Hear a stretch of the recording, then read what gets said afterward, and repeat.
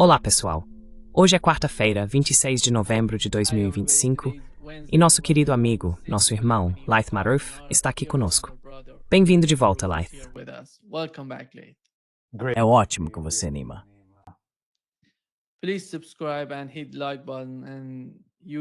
Por favor, inscreva-se e clique no botão de curtir, e você pode seguir Laith e apoiar seu trabalho acessando freepalestine.video. Vamos começar com o que aconteceu no Líbano, o assassinato, o martírio do comandante Haitham Ali al-Tabatabai. Ficamos sabendo que o chefe Naem Qassim vai falar sobre isso na sexta-feira. Quais são as repercussões? Qual é o resultado do que aconteceu no Líbano, em termos da posição do Hezbollah e da posição do governo?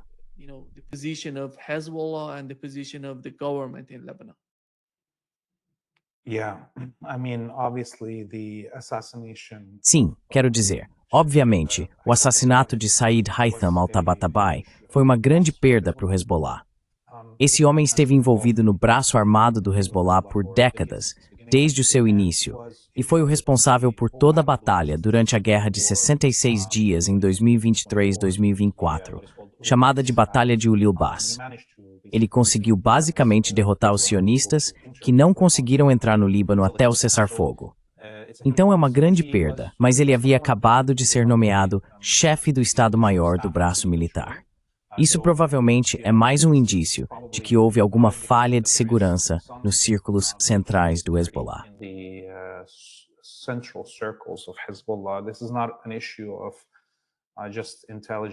Isso não é apenas uma questão de inteligência, obtida por via aérea ou por meio de telecomunicações. Isso significa que há alguém entregando informações. E eu acho que o Hezbollah está tentando descobrir quem é. Outra coisa que devemos observar sobre esse assassinato é que ele ocorre apenas alguns dias antes da chegada do Papa. O Papa da Igreja Católica está visitando o Líbano. Será sua primeira viagem internacional desde que se tornou Papa. Está claro que os sionistas querem arruinar essa visita. Talvez o Papa tenha que cancelar. E parte da questão também é como o Hezbollah vai retaliar.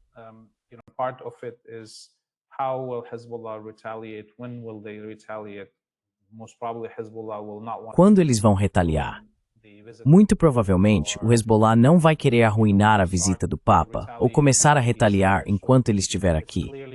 Então isso claramente vai dar mais tempo aos sionistas, apenas essa visita do Papa, se ele realmente acabar vindo, para descobrir qual será a resposta do Hezbollah antes que ela aconteça. Outra coisa que devemos observar sobre esse assassinato é que foi o primeiro ataque a Beirute propriamente dita desde o cessar-fogo. Portanto, há muitas provocações por causa desse ataque. E o Hezbollah agora está em uma posição em que precisa responder.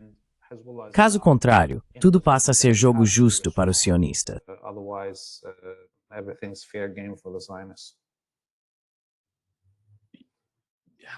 E quanto ao podcast do Washington?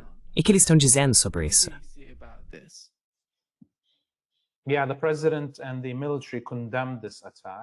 Sim, o presidente e os militares condenaram esse ataque. Eles o chamaram de violação do cessar-fogo, violação do direito internacional, um crime de guerra. O primeiro-ministro tem se mantido em silêncio. Esperamos que Nawaf Salam permaneça calado nessas situações. Ele é um total fantoche do Ocidente. Mas veja, considerando que o presidente e o chefe das Forças Armadas condenaram isso, mostra que há algum apoio ao Hezbollah.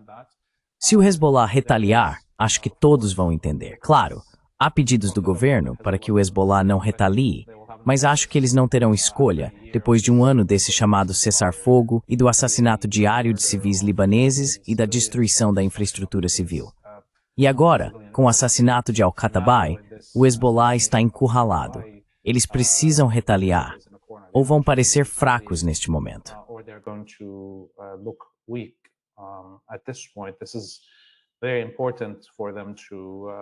Isso é muito importante para eles provarem a si mesmos. E de certa forma, os sionistas estão ansiosos por uma guerra. Eles querem essa guerra. O Hezbollah vem evitando isso, mas parece que os sionistas querem acelerar a possibilidade de um retorno ao confronto total de milícias no Líbano.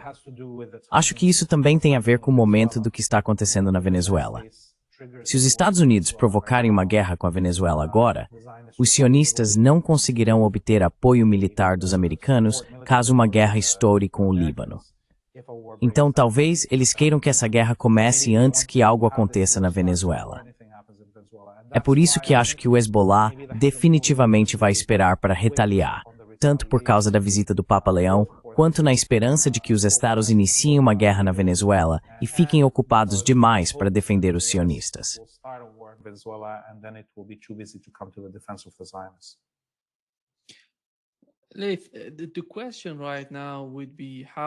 Laith, a questão agora é: como o Hezbollah responderia a isso? A política de assassinatos.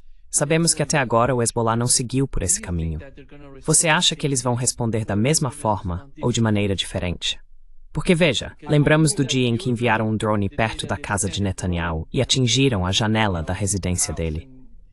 Eles sabem onde essas pessoas moram. Então, como você vê a resposta?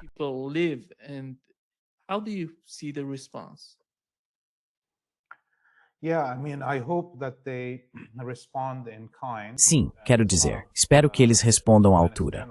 Há muitos generais sionistas que são fáceis de localizar, eles e suas famílias. Mas temos que pensar o seguinte: assim que o Hezbollah começar a retaliação, fica claro que isso não vai parar em uma troca pontual. Os israelenses vão iniciar uma guerra em grande escala. Desde o assassinato, todas as defesas aéreas no norte da Palestina ocupada estão em alerta máximo. O exército israelense deslocou muitos veículos blindados e tanques para a fronteira norte. Então o Hezbollah precisa calcular, primeiro, que a retaliação atinja seu alvo e cumpra seu objetivo, mas também estar preparado para o que virá depois.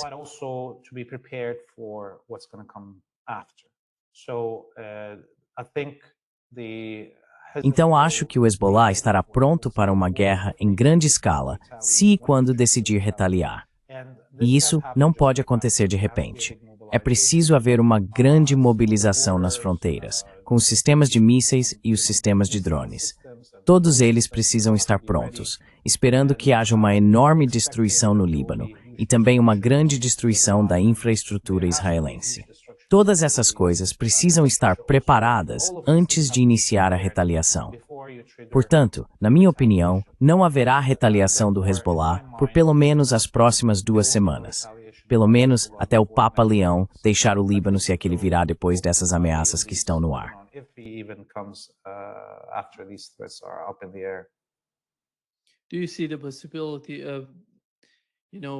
Você vê a possibilidade de, uma confrontação em terra na parte sul do Líbano? Se no período seguinte, no próximo mês ou depois disso, isso é possível? Ou a política do Hezbollah ainda é, responder ao que Israel está fazendo em relação ao assassinato de seus comandantes, mas não ir além disso?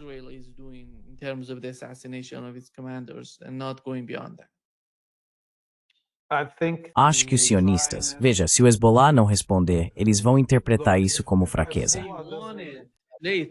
Eles querem escalar. Esse é o problema, na sua opinião. Exatamente. Os sionistas querem a escalada. Mesmo que o Hezbollah não retalie nas próximas semanas, os sionistas podem alegar: tínhamos informações de que uma retaliação estava a caminho, então fizemos um ataque preventivo e agora estamos invadindo. Portanto, não importa o que o Hezbollah faça, os sionistas encontrarão uma desculpa para provocar uma guerra maior. Assim, o Hezbollah claramente precisa estar preparado, mesmo antes de planejar sua retaliação, para uma escalada total e a possibilidade de uma invasão. Os sionistas têm algumas desvantagens que, na minha opinião, jogarão contra eles em qualquer tentativa de invasão, digamos, do Líbano pelo sul.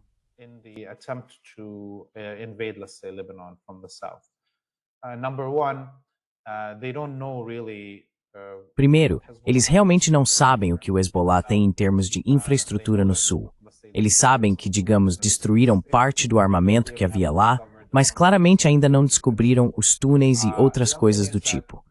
Outra questão é que, se invadirem o sul, aquelas vilas estão vazias, foram destruídas. Então, tudo o que o Hezbollah precisa fazer é bombardear em massa as forças invasoras. Nem precisa se preocupar em mirar locais específicos, pois não há risco de atingir civis ou algo assim. É como se as forças invasoras estivessem avançando em campo aberto, sem árvores, sem prédios para se esconder, nada.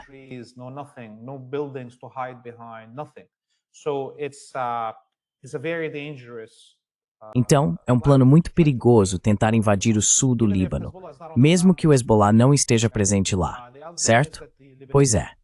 Outra coisa é que o exército libanês deslocou muitas de suas forças para o sul do Líbano desde que o cessar-fogo entrou em vigor. E sim, o exército libanês não ficou totalmente inativo na defesa do Líbano desde então. Mas, se os soldados libaneses se virem sob fogo ou cercados, eles vão reagir. Portanto, se os sionistas realmente invadirem, isso vai envolver o exército libanês na luta, queira ele ou não.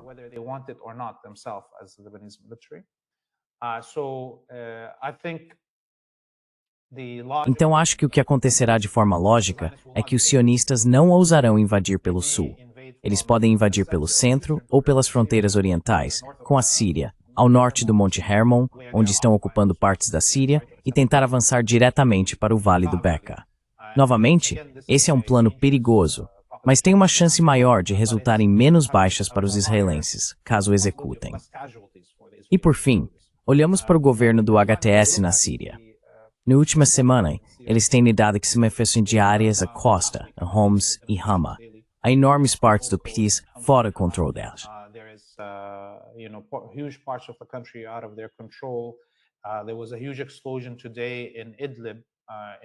Houve uma grande explosão hoje em Idlib, em um dos depósitos de munição do HTS. Portanto, o HTS também não pode ser confiável pelos sionistas para fazer qualquer coisa que os ajude em uma guerra contra o Hezbollah. Os sionistas se veem sozinhos. Por um lado, os Estados Unidos estão ocupados na Venezuela. Por outro, todos os seus vassalos locais não são fortes o suficiente para ajudá-los. E em uma guerra direta com o Hezbollah, desta vez o Hezbollah certamente maximizará a destruição e os ataques que realizar contra os sionistas. Não haverá limites nem contenção na forma como o Hezbollah retaliará, porque é uma questão de vida ou morte para o Hizb, e ele não permitirá que acabe na mesma situação em que a resistência em Gaza se encontra.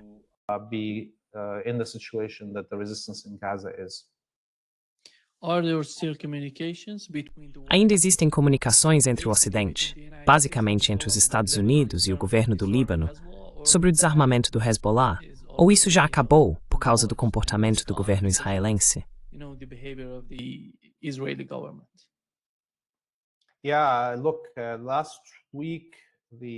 Sim, veja, na semana passada, o chefe do Estado-Maior das Forças Armadas do Líbano, o general Haikal, estava programado para estar nos Estados Unidos, se reunindo com seus colegas do governo americano.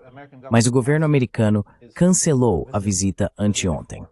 Isso aconteceu porque os sionistas e os americanos estão irritados com as Forças Armadas libanesas por se recusarem a matar seus próprios cidadãos para agradá-los. Então, neste momento, não há comunicação entre os americanos e o governo libanês, exceto pelo primeiro-ministro Nawaf Salam, que é um completo fantoche e colaborador, mas ele não tem poder algum no país.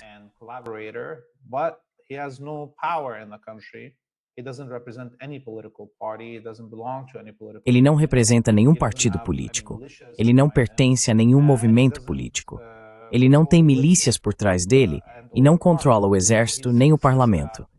Então ele é apenas um cachorro latindo para os americanos. Ele é o único com quem a embaixada americana está se comunicando neste momento, e ele não pode entregar nada do que os americanos querem. Acho que está claro que, com o cancelamento da visita do general Haikal aos Estados Unidos, o próprio exército libanês se tornará um alvo dos americanos e israelenses em uma guerra em grande escala.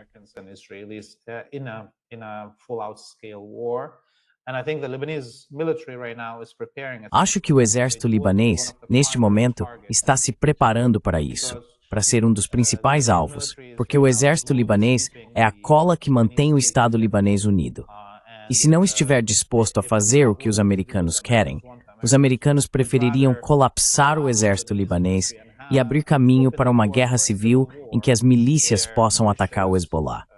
Acho que a liderança militar sabe disso. O presidente sabe disso. O Hezbollah sabe disso. E é por isso que acredito que o Hezbollah também vai coordenar com o exército qualquer retaliação que venha a iniciar.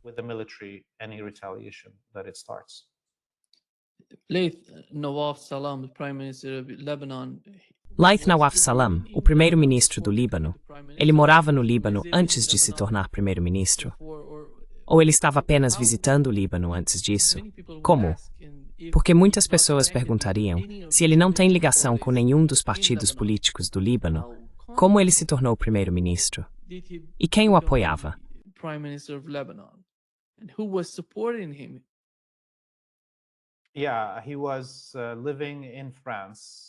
Sim, ele morava na França há mais de 2 décadas. Pode ter visitado o Líbano nas férias ou algo assim. Mas pelo que eu sei, ele esteve na França e, você sabe, em Haia, nos Países Baixos, por mais de 2 décadas, atuando como juiz na Corte Internacional de Justiça e, eventualmente, como juiz-presidente da CIJ. Ele chegou ao cargo com o apoio das embaixadas americana e saudita, que exigiram que fosse nomeado como primeiro-ministro sunita.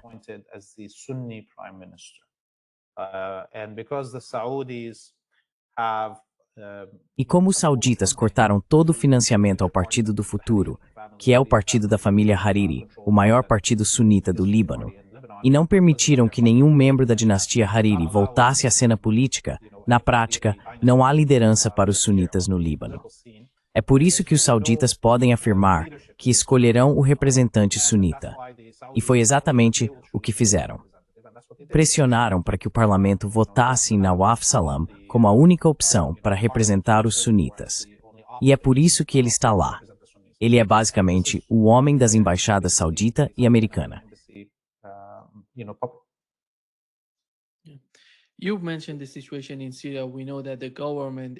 Você mencionou a situação na Síria.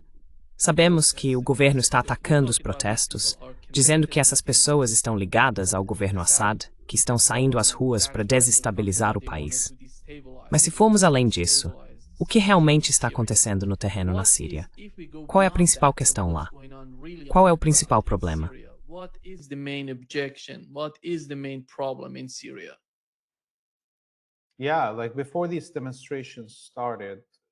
Sim, antes mesmo de essas manifestações começarem na costa, já havia semanas de ataques aos bairros alauítas e xiitas em Homs, Hama e Damasco.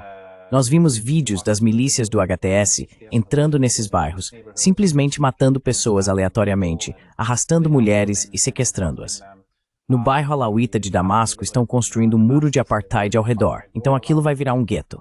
Então, sabe, tem havido matança sem parar. Todos os dias há rapazes e homens alauítas, xiitas, cristãos e drusos sendo mortos nas ruas da Síria. Parece aleatório, mas quando se olha mais de perto, dá para ver que é algo sistêmico. A mesma coisa com o sequestro de meninas e mulheres está acontecendo diariamente. A maioria das famílias agora tem medo de mandar suas filhas para a escola ou para a universidade, porque não sabem se elas serão sequestradas lá ou algo assim. E o mundo inteiro não se importa com isso. Ninguém está vindo em defesa ou em ajuda desses sírios, porque nos disseram democracia, democracia, e que é por isso que Assad tem que sair. Sabe, supostamente as pessoas se manifestaram de forma não violenta e Assad as matou, portanto os Estados Unidos podem bombardear o país à vontade. Pois bem, agora temos a mesma coisa. Manifestações não violentas sendo alvejadas com munição real. Pessoas sendo mortas nas tendas nos últimos 2 dias nessas manifestações na costa.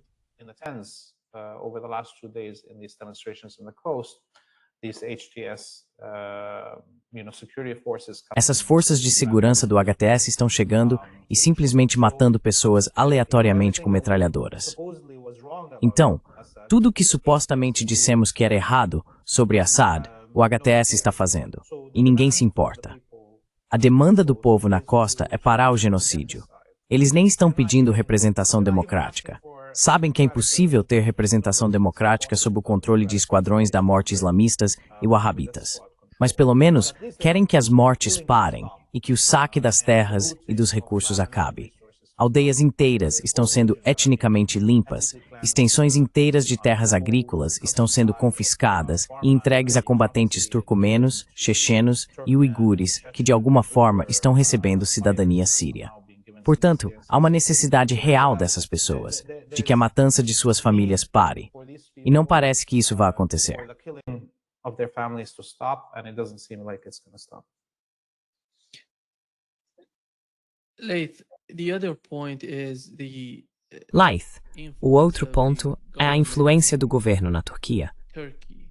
Você acha que eles estão, de alguma forma, tentando controlar a situação, ajudando o HTS, essas pessoas no poder? Ou estão tentando encontrar algum tipo de equilíbrio entre a sociedade e o governo, as pessoas que estão governando a Síria nesse momento?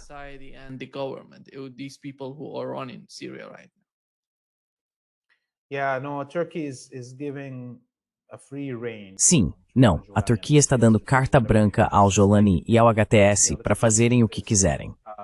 É como se o Estado turco estivesse se vingando do povo sírio. Primeiro, por ousar se opor aos planos da Turquia no país, mas também remontando a oposição ao cerco otomano à costa síria e à fome do povo no final do século XIX, ou sabe, a liderança da revolta árabe e tudo mais. Então é realmente uma vingança. E eles estão tentando realizar uma transferência populacional. Population transfer situation. Like, you know, the vote at the Security Sabe, a votação no Conselho de Segurança sobre Gaza mostrou que voltamos à era anterior, até mesmo à Primeira Guerra Mundial. Nem estou falando da Segunda Guerra Mundial, antes da Primeira, quando genocídios em massa, limpezas étnicas em massa e transferências populacionais em massa eram a norma. A Turquia está tentando mudar a composição demográfica da Síria e de suas regiões de uma forma que dure para sempre. Seja pela transferência e limpeza étnica do povo curdo de diferentes regiões, ou dos alauítas, xiitas e cristãos nas montanhas e na costa da Síria. Essas comunidades têm sido um problema para a Turquia há muito tempo.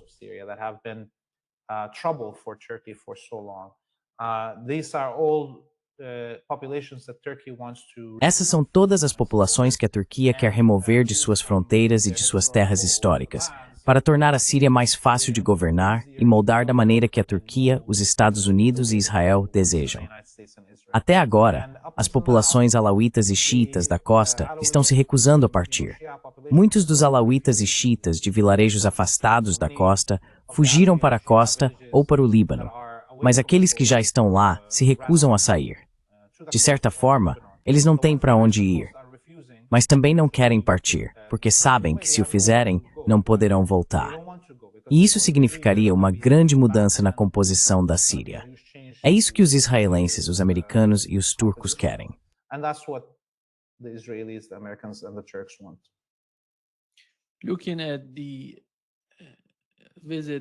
Observando a visita do príncipe herdeiro da Arábia Saudita aos Estados Unidos, parece, pelas notícias que estamos recebendo, que Donald Trump tentou exercer muita pressão sobre ele para normalizar as relações entre a Arábia Saudita e Israel. Mas parece que, no fim das contas, MBS disse que o povo na Arábia Saudita é totalmente contra Israel por causa do que está acontecendo na Palestina. E sem abordar a questão palestina, ele afirmou que não será capaz de normalizar as relações. Como você viu a visita de MBS aos Estados Unidos? Você acha que, já que a Arábia Saudita é um ator-chave na posição política dos Estados Árabes na região do Golfo Pérsico, eles vão normalizar? Ou vão continuar na mesma posição, querendo um Estado palestino e se recusando a mudar sua postura?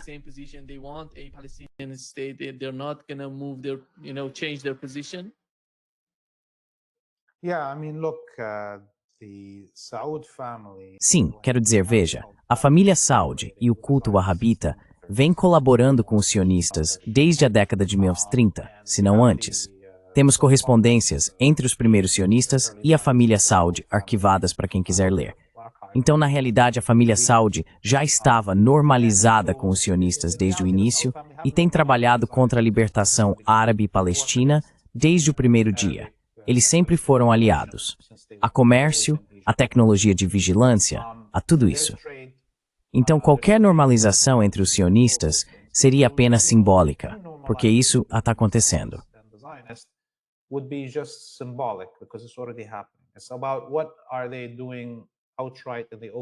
É sobre o que eles estão fazendo abertamente, às claras, 100%. É disso que se trata. E se olharmos para as pesquisas com povos árabes e muçulmanos ao redor do mundo, até mesmo no próprio Reino Saudita, 98% dos cidadãos são contra a normalização e a favor da libertação da Palestina. Então, sabe, Eu acho que a família Saud, o único motivo pelo qual não quer fazer isso publicamente, é porque o Irã ainda não foi derrotado. E o Irã, como República Islâmica, está projetando para o restante do mundo muçulmano o que considera o verdadeiro Islã. Um Islã justo que apoia os oprimidos e se opõe às ditaduras e assim por diante. Dictatorships and so forth. And as long as Iran exists and is putting Enquanto o Irã existir e continuar transmitindo essa posição às populações muçulmanas ao redor do mundo, a Arábia Saudita não poderá colaborar abertamente. Ela colaborará de forma clandestina, porque é a guardiã de Meca e Medina e afirma representar os muçulmanos e assim por diante.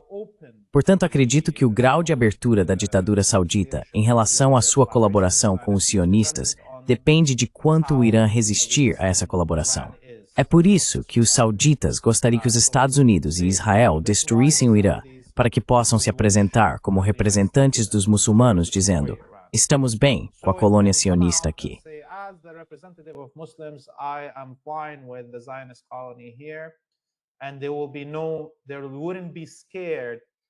E eles não teriam medo de que outro polo do Islã estivesse pregando resistência, entende? Assim como vimos agora com os Estados Árabes votando pela recolonização da Palestina. Isso não teria acontecido se a Síria não tivesse caído em dezembro de 2024. Eles esperaram, queriam fazer isso desde o primeiro dia, mas não puderam. Enquanto a Síria estava lá para se posicionar no Conselho de Segurança e dizer não, e para projetar um pensamento árabe libertador e de autorrespeito, o restante dos Estados Árabes não teria conseguido fazer o que está fazendo. Então, a única razão pela qual os sauditas não estão fazendo isso publicamente agora é por causa da existência do Irã.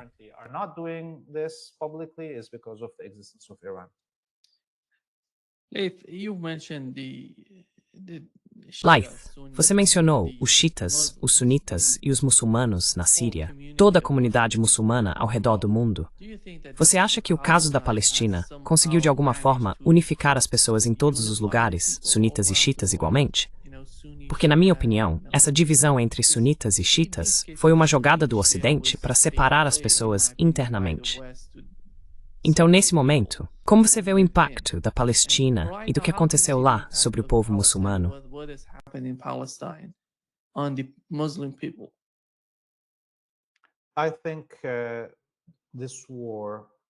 Acho que essa guerra ajudou, sabe, a desmistificar essa ideia de que xiitas e sunitas se odeiam e coisas do tipo. Vimos que todos os sunitas perceberam como as populações xiitas no Líbano, no Iêmen, no Irã e no Iraque se sacrificaram para apoiar a Gaza sunita. Então, de certa forma, essa guerra trabalhou contra, sabe, 80 anos de tentativas de criar um cisma entre xiitas e sunitas que fosse irreconciliável. E assim como a queda da Síria, com a mídia dos países do Golfo afirmando que Assad está matando os sunitas e tudo mais, a queda da Síria agora encerrou essa discussão. Agora, todos os muçulmanos podem ver que os estados sunitas não representam, antes de tudo, os sunitas que vivem nesses estados, e que esses estados sunitas venderam a Palestina.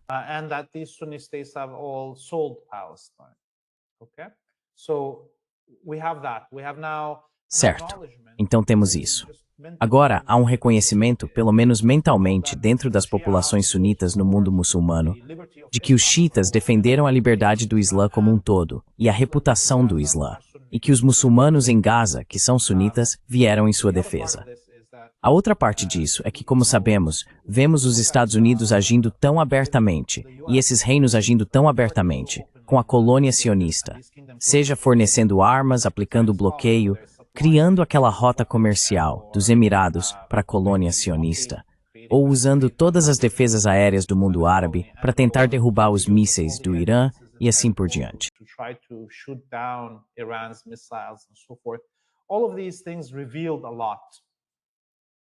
Todas essas coisas revelaram muito. Acho que a guerra em Gaza, o genocídio em Gaza, expôs muitas coisas. Parte disso são essas dinâmicas de poder que existem. Quem é realmente um vassalo, quem é de fato soberano, quem pode falar, o que significa o direito internacional, o que são as organizações internacionais.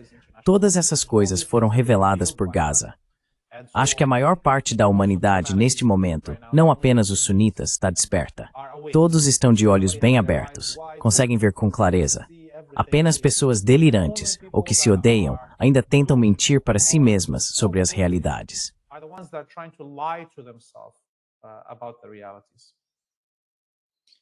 Actually, one of the points that you mentioned, Laith, in terms Na verdade, um dos pontos que você mencionou, Laith, em relação ao caso da Venezuela, acho que está totalmente ligado ao comportamento dos sionistas no Oriente Médio, ao comportamento do governo de Netanyahu e de sua administração. Porque soubemos ontem que um dos caças israelenses estava usando o espaço aéreo iraquiano para se aproximar da fronteira iraniana, reabastecido por aviões-tanque americanos. Parece que não sei, o caso da Venezuela não vai ser uma guerra. É algo que traria algum tipo de caos.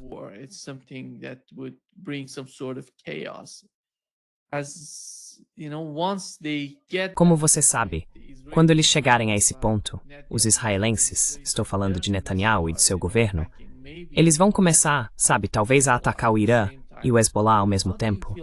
Como você se sente em relação a isso? E você acha que isso os ajudaria? Ou eles estão se preparando porque de alguma forma sentem que se seguirem nessa direção, os Estados Unidos entrariam junto? Assim como o governo britânico, a Alemanha e a França. Sabe? Como no caso da Ucrânia, parece que está em seus estágios finais. Parece que a Europa não pode fazer nada quanto à continuação do conflito. Como você vê esses dois conflitos impactando o que está acontecendo no Oriente Médio? What's going on in the Middle East?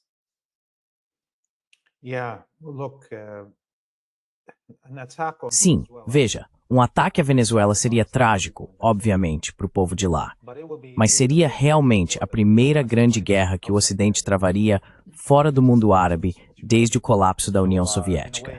Então, de certa forma, parte do peso da máquina imperialista seria tirado de nós. E se os Estados Unidos realmente entrarem em guerra com a Venezuela, espero que o Irã tenha transferido boa parte da tecnologia e das armas que deu ao Iêmen, por exemplo, para a Venezuela. E acho que fizeram isso. Veremos drones e mísseis hipersônicos sendo disparados pela Venezuela. E espero que vejamos porta-aviões americanos afundando. Obviamente haverá mortes, e não desejamos isso ao povo venezuelano.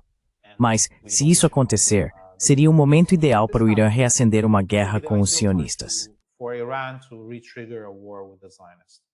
The US doesn't have the ability to fight multiple wars. Os Estados Unidos não têm capacidade para lutar em várias guerras. E me refiro a guerras em grande escala, não apenas a bombardeios aqui e ali. Os porta-aviões estão ocupados no Caribe. Eles não virão defender os sionistas aqui. O que vimos ontem com o ataque simulado feito pelos sionistas mostra como o Iraque não é soberano. O Iraque não tem controle sobre seu espaço aéreo. Ele possui todas essas defesas antiaéreas que supostamente os americanos forneceram, mas não consegue nem abater os aviões sionistas que sobrevoam o Iraque. Isso é algo para o povo iraquiano e o governo iraquiano refletirem. Há uma eleição acontecendo agora no Iraque, não imediatamente, mas a parte parlamentar está em andamento. E haverá também uma eleição para presidente e primeiro-ministro em breve. Election of the president and prime minister also coming up, and Nouri al-Maliki, which was the E Nouri al-Maliki, que foi o primeiro-ministro do Iraque mais favorável à resistência, está tentando voltar ao poder. Então talvez ele vença. Há uma grande possibilidade de que sim, porque as pessoas estão frustradas com essas violações diárias da soberania iraquiana. E sabe, aqueles aviões de reabastecimento decolando do Catar, abertamente assim, depois violando o espaço aéreo iraquiano para reabastecer aviões israelenses. Tudo isso mostra que, se houver uma guerra em grande escala com o Irã novamente, o Irã terá que mirar nas bases americanas. Diferente da última vez, quando tentou não atacá-las, mesmo que todos soubessem que os aviões israelenses não poderiam realizar ataques contra o Irã sem apoio logístico direto dos AWACS, vindos da Turquia e do Golfo, ou daqueles aviões de reabastecimento.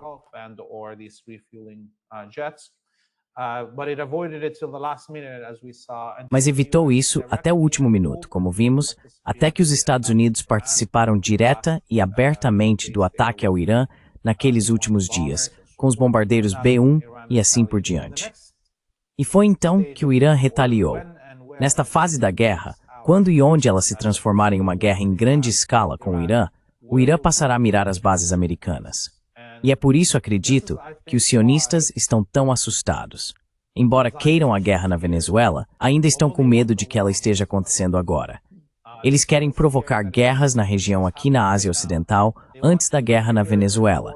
Caso contrário, podem se ver em seu ponto mais fraco, até mesmo em termos de suprimentos e outras questões.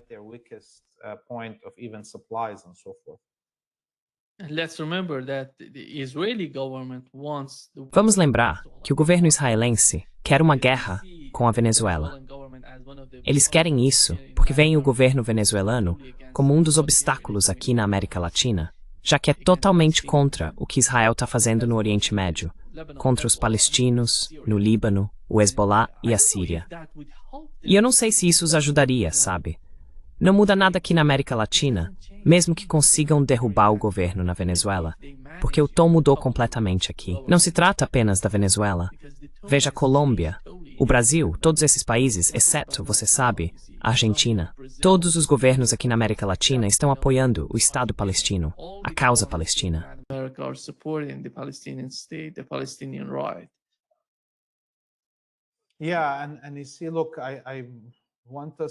Sim, e veja, eu quero que sejamos muito cuidadosos aqui e reconheçamos que o que a Colômbia e o Brasil estão fazendo agora sob Lula e Petro é basicamente desempenhar o mesmo papel que o Egito e a Jordânia desempenharam durante o genocídio em Gaza. Fingir que são pró-Palestina, fingir que são contra essa guerra e esse genocídio, enquanto na verdade estão colaborando com ele. E a única razão pela qual a Colômbia sob este presidente, ou o Brasil sob este presidente, não estão apoiando abertamente o sionismo ou a guerra contra a Venezuela, é porque tem medo, por causa da existência da Venezuela. Mas se a Venezuela for destruída, se a Venezuela for ocupada como a Síria foi, então esses líderes na Colômbia e no Brasil serão descarados e apoiarão abertamente a ocupação da Venezuela, como fizeram com a ocupação do Haiti. As they did with the occupation of Haiti, right? So we need to be careful with this. Então precisamos ter cuidado com isso. Palavras são baratas e podem mudar facilmente. O Brasil trabalhou contra a ascensão da Venezuela ao BRICS. Na verdade, se eu tivesse na liderança militar venezuelana agora, não estaria apenas preocupado com uma invasão marítima vinda do Brasil ou das ilhas do Caribe logo na costa da Venezuela. Eu estaria preocupado com uma invasão do Brasil, uma invasão da Colômbia. O exército colombiano, em cada base, metade é composta por tropas e generais americanos. Sabe, é preciso se preocupar com isso.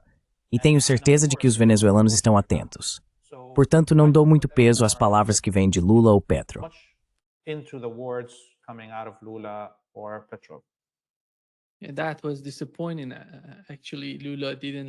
E isso foi decepcionante.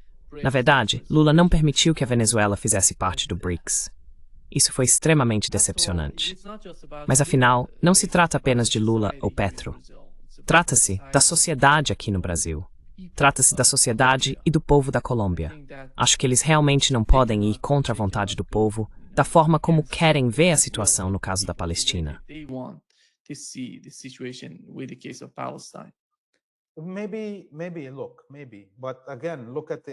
Talvez. Veja, talvez. Mas novamente, olhe para as lideranças árabes. Quando 98% da população diz somos contra o sionismo, somos a favor da libertação da Palestina, eles não se importam. Eles simplesmente matam as pessoas, as prendem. Quero dizer, veja o que o Brasil está fazendo com grande parte da classe trabalhadora. Vemos todos os dias aquelas guerras entre as forças especiais da polícia brasileira entrando nas favelas e simplesmente realizando massacres, assassinando em massa. Lula trouxe à justiça aqueles que mataram alguns dos políticos muito progressistas durante a era Bolsonaro. Não me lembro do nome dela. Ela era de São Paulo, da Câmara Municipal. Ela foi morta em São Paulo quando eu estava lá no Brasil.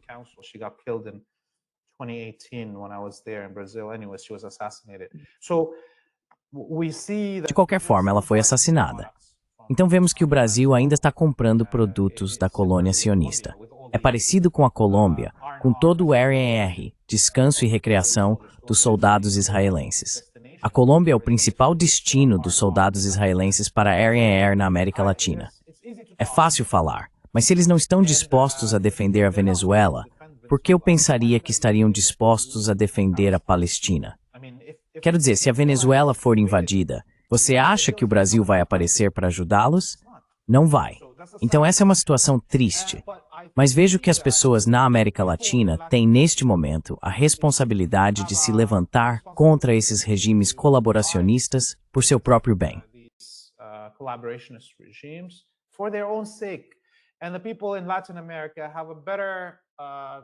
As pessoas na América Latina têm mais chances de fazer algo do que, digamos, as pessoas na Arábia Saudita, que foram violentadas, saqueadas, presas e executadas. Todos os dias há cerca de 20 ou 30 pessoas sendo decapitadas naquele reino saudita infernal. As populações brasileira e colombiana têm mais facilidade para se revoltar do que, por exemplo, as populações saudita ou egípcia. No Egito há quase 200 mil presos políticos. Isso é uma loucura. Eu consigo entender às vezes porque os povos árabes têm tanto medo de se revoltar, porque serviram de exemplo como árabes que tentaram se levantar. Mas poxa, o povo da América Latina pode fazer melhor. E eu amo meus irmãos e irmãs estendidos na América Latina. Mas se vocês não conseguem defender a Venezuela, não acho que consigam defender a Palestina.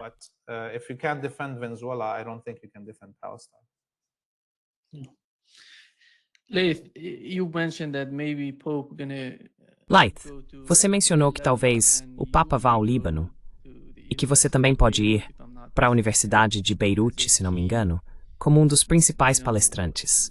Conte-nos qual é o seu plano e como você pretende abordar o caso da Palestina.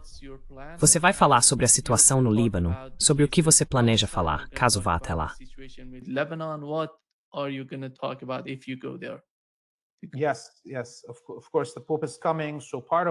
Sim, claro, o Papa está vindo. Então, como parte da sua viagem, o Ministério da Cultura do Vaticano está organizando eventos aqui. Um desses eventos será na NDU, que é a Universidade Notre Dame. É uma universidade cristã nos arredores de Beirute. Eles estão realizando um evento sobre a impunidade contra jornalistas, o assassinato de jornalistas. Portanto, é um evento sobre os direitos dos jornalistas. Eles me convidaram para ser o palestrante principal amanhã.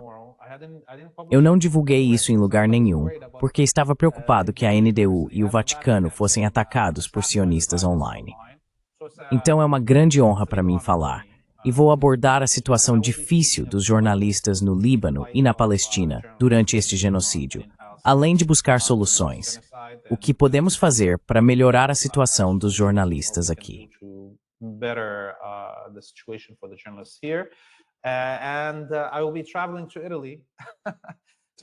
Eu vou viajar para a Itália logo em seguida, para filmar sobre a história da resistência lá e a relação entre os sionistas e os fascistas italianos.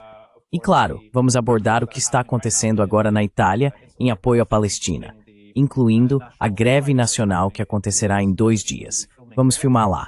E a propósito, é meu aniversário. É isso mesmo. Feliz aniversário.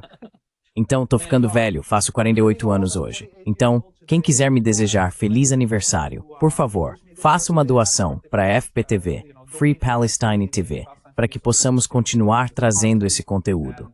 Espero que o conteúdo educativo que estamos produzindo por toda a Europa revigore as pessoas. Traga de volta o conhecimento de coisas que foram esquecidas e inspire as pessoas a agir, a se libertar e ajudar a Palestina nesse caminho de libertação. Happy birthday again, Leith. All the best. Feliz aniversário mais uma vez, Leith. Tudo de melhor para você. E espero que você faça crescer seu movimento, seu canal, sua missão jornalística. Só podemos desejar o melhor para você e apoiá-lo. Todo o nosso público vai apoiá-lo. freepalestine.video. Acessem e apoiem o que você está fazendo. Muito obrigado por estar conosco hoje. Foi um grande prazer. Thank you so much, Leith, for being with us today. Great pleasure. Muito obrigado, Nima. Até a próxima semana, inshallah. Até a próxima semana.